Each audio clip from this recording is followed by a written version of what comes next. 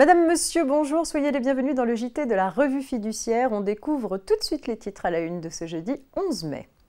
PASS et IJSS temps partiel thérapeutique, travaux déductibles et disponibilité des pièces détachées.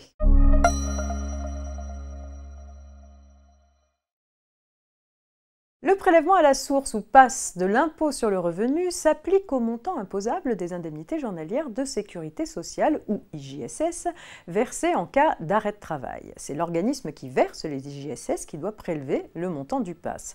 Et en cas de subrogation, c'est à l'employeur de calculer et de prélever le PASS sur le montant imposable des IJSS subrogés dans la limite des 60 premiers jours d'arrêt de travail pour accident ou maladie non professionnelle. Par tolérance, l'employeur qui verse des IJSS de temps partiel thérapeutique en subrogation n'a pas à pratiquer le PASS. Cette tolérance devrait prendre fin en 2024. Le JIP-MDS a en effet indiqué qu'à compter du 1er janvier 2024, seules les IJSS de temps partiel thérapeutique AT-MP seront soumises au PASS à hauteur de leur montant imposable selon les mêmes règles que les IJSS AT-MP. En revanche, les IJSS de temps partiel thérapeutique de maladies ordinaires et affections longue durée ne seront pas soumises au PASS.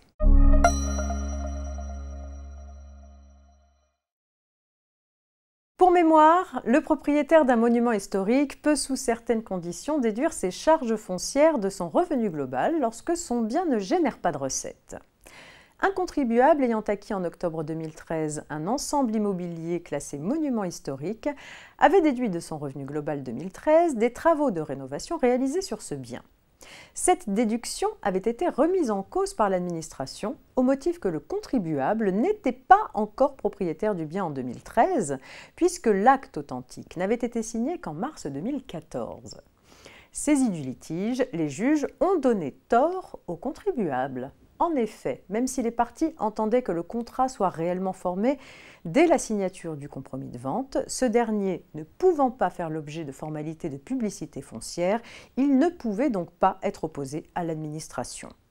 Le transfert de propriété ne pouvant donc avoir eu lieu qu'à la date de signature de l'acte authentique début 2014, le déficit foncier résultant de ces travaux ne pouvait pas être déduit de son revenu global de 2013.